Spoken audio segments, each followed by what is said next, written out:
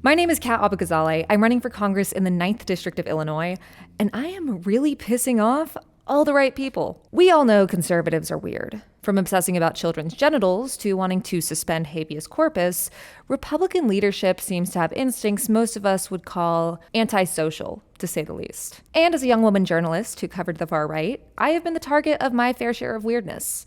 Even before the campaign. I've been harassed by Elon Musk, libs of TikTok, Laura Loomer. I've been called a slut, a whore, DEI Barbie, and every other name you can think of. Basically, I'm a woman who should keep her mouth shut and her legs spread. But instead, I ran for Congress. And the facts don't care about your feelings crowd seem to have a lot of feelings about it. I simply do not have the time to go over every weird comment I've seen since running for office, but I do want to give an honorable mention to the Chicago GOP, which asked if I'd hand out Hamas flags on the 4th of July, because I'm Palestinian. But what I really want to talk about today is this deranged article from an outlet called the Chicago Contrarian. Firstly, because it's extremely funny, but also because it's a perfect encapsulation of the insecurity of right-wing men. So as I'm reading this to you and talk about the aftermath, just think about if they'd say this to a male candidate, or anyone in person, really. Chicago's social media influencer and congressional candidate Kat Abughazaleh is a social contagion.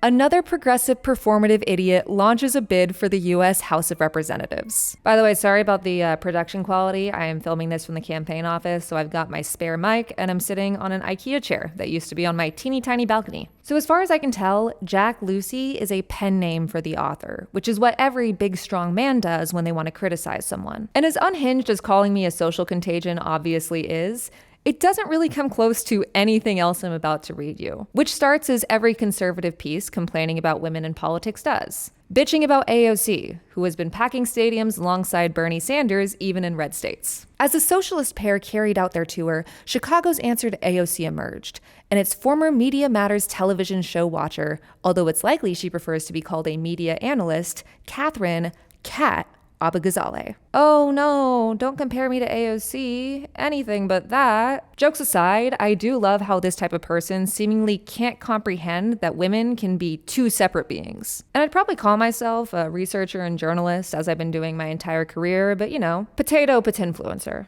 A woman with a sultry voice along the lines of a 1970s FM radio female disc jockey, Abughazaleh is the sort who would purr, "Now that you're tucked into bed for the evening, let's hear a track from Pink Floyd's Dark Side of the Moon to send you off to dreamland." Okay, so a few things. First off, immediately horny. I am talking like a normal person. You are the one drawing those conclusions. But second, exactly what track on Dark Side of the Moon puts you to sleep? I'm just curious. In her videos and her television appearances, Abughazaleh, always the performer, sits herself behind an oversized 1930s-style microphone. Now, the microphone I'm currently using is my spare because I am filming out of the campaign office, but this is the microphone I typically use just for reference. It is the same one Joe Rogan uses. One of Abughazaleh's street theater without the street performances has gotten her in trouble since she announced her run. 4 years ago, she posted a picture of herself on her Instagram page where she was dressed in a black lingerie outfit with fishnet stockings. I believe she was paying homage to a Pokemon character. Abughazaleh's legs were provocatively spread and her tongue hanging out. Now, if you've been unfortunate enough to see some of the most annoying discourse of my campaign, you've probably seen at least one of these two pictures. This one ended up being my senior pictures for college because I graduated during COVID. I am wearing a Charizard onesie, which a handful of people have described as provocative, I'm guessing because I'm a woman. But I should note that it's sized to fit a 12-year-old boy. But you might have also seen this picture. It's me after a bartending shift being goofy with my coworkers. And a very specific type of guy melts down about this every single day. They usually try to pose it as like some gotcha despite it being on my public Instagram page, but they just won't stop. So Jack is talking about this second photo, which isn't lingerie, but that's beside the point. But he mixes it up with the first photo because he's got his finger on the pulse. Abughazaleh's specialty at Media Matters was to cover Tucker Carlson's Fox News show. "I watch Tucker Carlson so you don't have to" used to be the tagline on her social media homepages.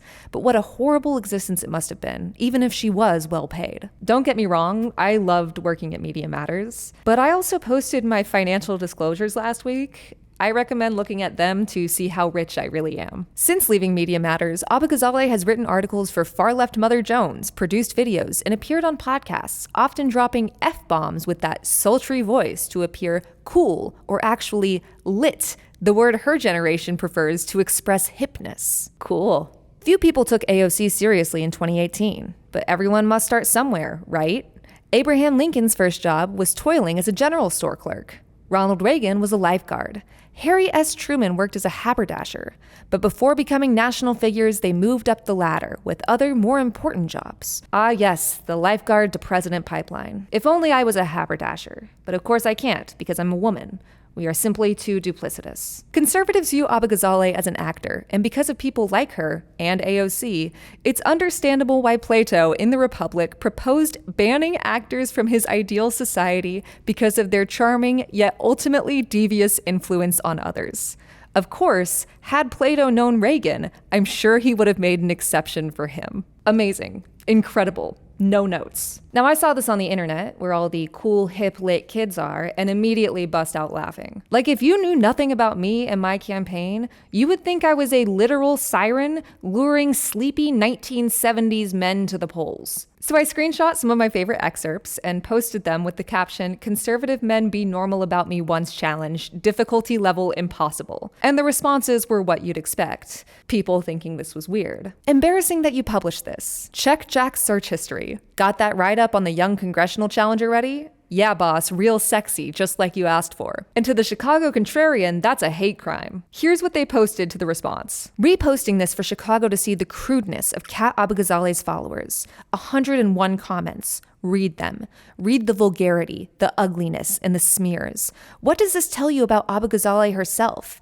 Abughazaleh's followers collect around her like scum in slack water. The vulgarity? Like considering clothing lingerie? The ugliness? Like calling me a social contagion? The smears.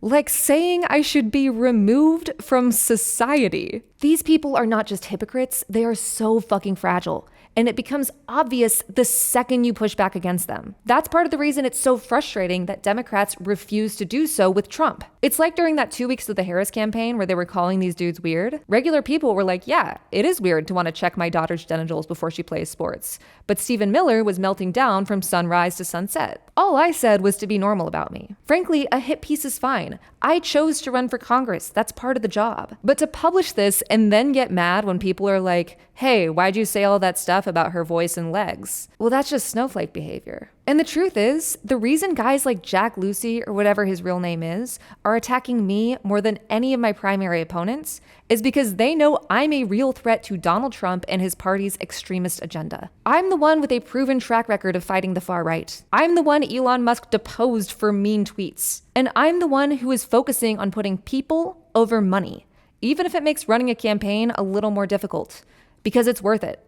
We're making politics accessible for everyone, not just the rich. Which brings me to this. I do need your help with this campaign. If you laughed at anything in this post or you like what we are doing, consider chipping in at catforillinois.com. This is a grassroots campaign. We're not taking any corporate money. We're not taking any Republican money. Our average donation is just about $31, and it's being used on good stuff. Last week, we were able to fully stock a food pantry in exchange for campaign yard signs. We recently launched our high school public service grant program, so kids can do mutual aid projects this summer, and we'll provide the resources. And on June 3rd, the campaign is hosting a Pay What You Want comedy show at the Laugh Factory here in Chicago. Abby Govenden and I are headlining. It's going to be a lot of fun. You can buy tickets or donate in the description. If you've got $31, $3, or $300 to spare, consider chipping in. And the best part is, your money isn't going to be wasted on frivolous expenditures and consultants who haven't won an election in a decade. We're not just trying to win, we're trying to improve as many lives as we can along the way. So you can go to catforillinois.com to learn more about me and what I believe, to donate,